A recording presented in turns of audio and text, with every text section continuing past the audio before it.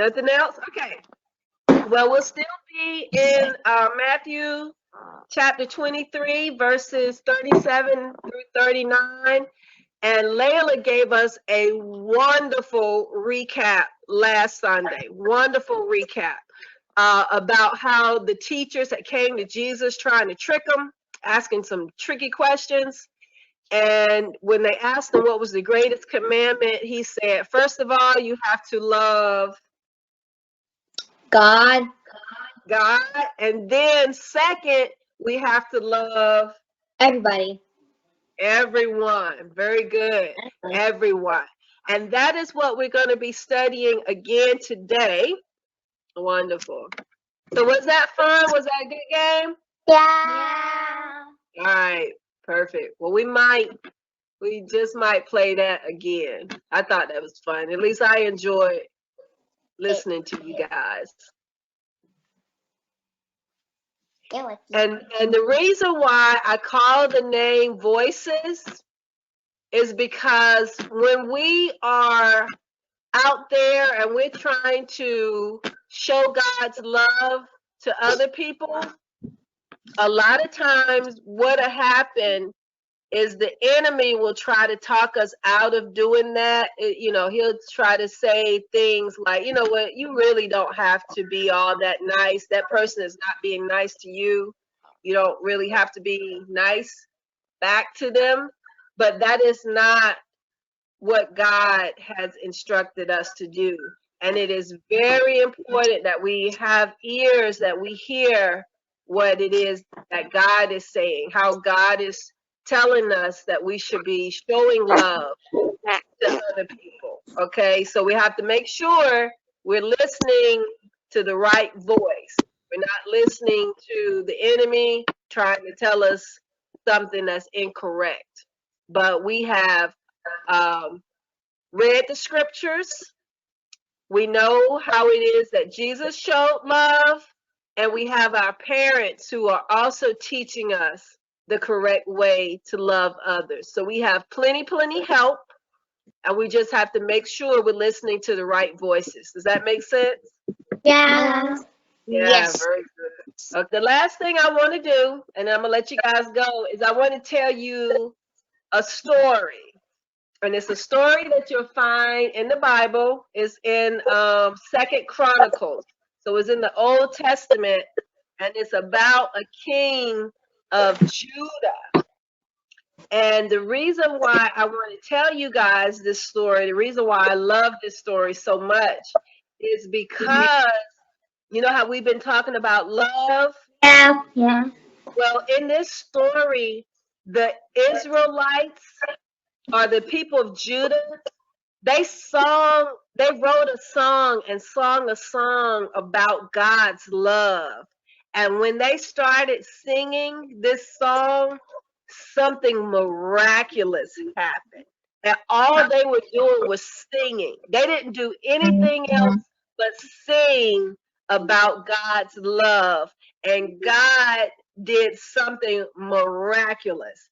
And I just want to tell you the story because, again, we're to show God's love and we're to tell others about God's love. And I thought this was a great example. Not did they just tell about God's love, but they sung about God's love. And the way God reacted to their song, I think was just mind blowing. So you guys ready to hear a good story? Yeah.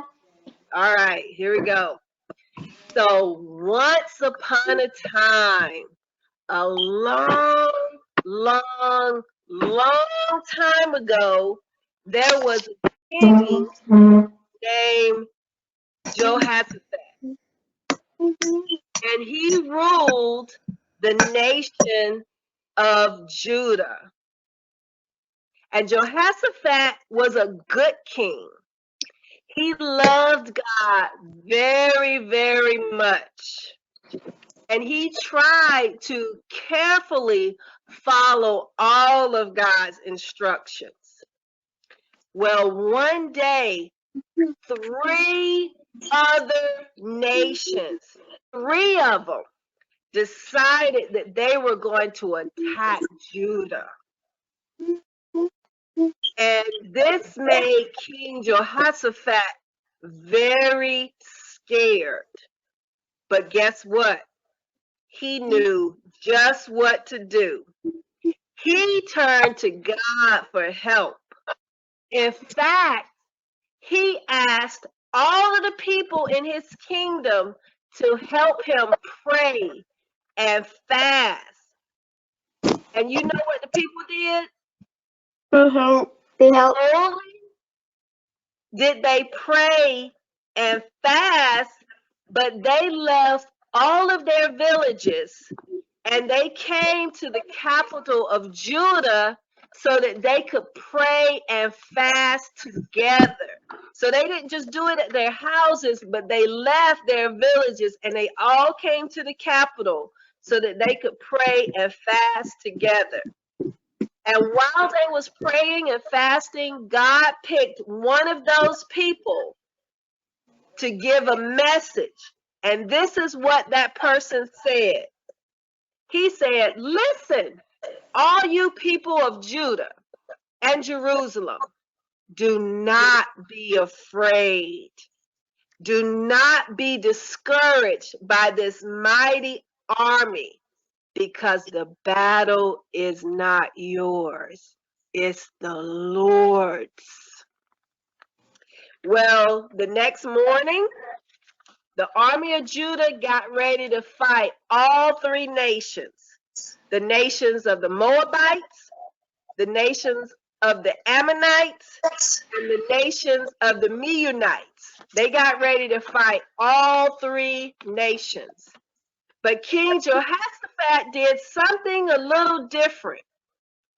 He got a group of singers and put them in front of the army.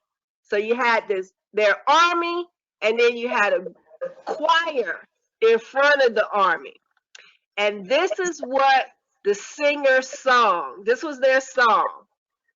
Give thanks to the Lord, for his faithful love endures forever. That's one of my favorite scriptures I love to quote. His faithful love endures forever.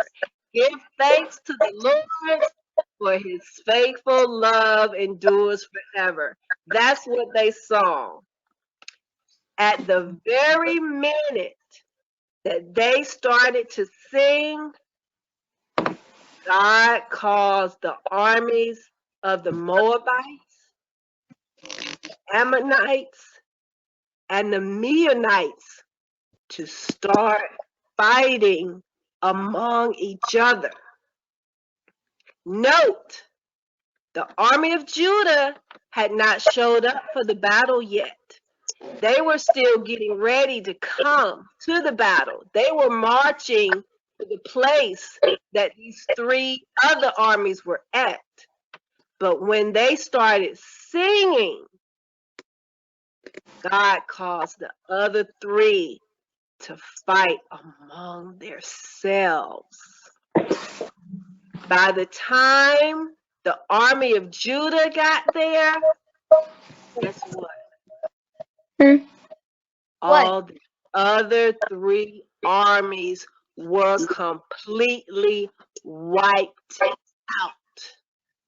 None of them were alive. They had wiped each other out. And the army of Judah was just showing up to the battle. So they didn't have to fight. All that they had to do was go and get treasures that they found in the camp. Now, I don't know why. It doesn't make sense to me, but for some strange reason, these other three armies decided to show up with bling. So they had crazy amount of jewelry on them. They had crazy amount of treasures and stuff in their tents. I have no clue why somebody would try to show up to a war and have on jewelry. But for whatever reason, they did.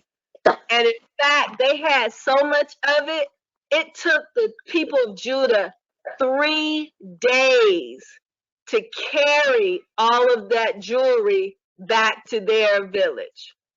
3 days. That's how much gold and diamonds and emeralds and rubies and silver and all this precious stuff those enemies had. So it was 3 armies that came to attack them, and it took the people of Judah 3 days to carry back all of that good stuff back to their houses. So not only did God wipe out their enemy, but the place that all of this happened, they actually called that the Valley of Blessing, because the children of Israel got so many good things, and all they did was sing a simple song. Give thanks to the Lord, for his love endures forever. The end.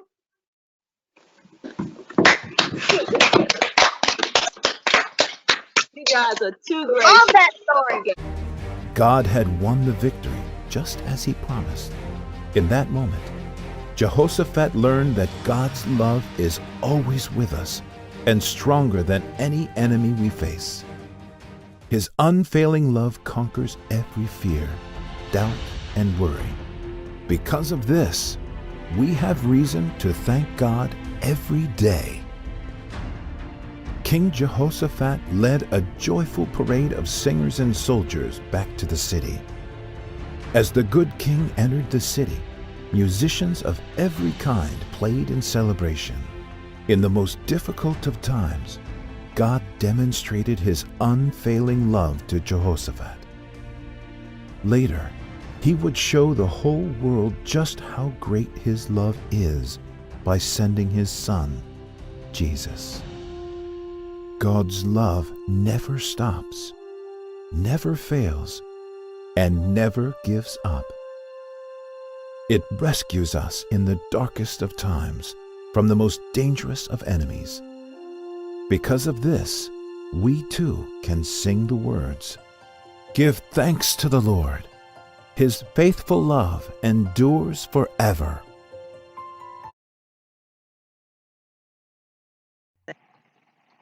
Hi there, new family members and future friends. If you would like to join us, we would love to have you. We record live every second Sunday. To get more information and to register, please email us at the address seen on the screen. I look forward to meeting you.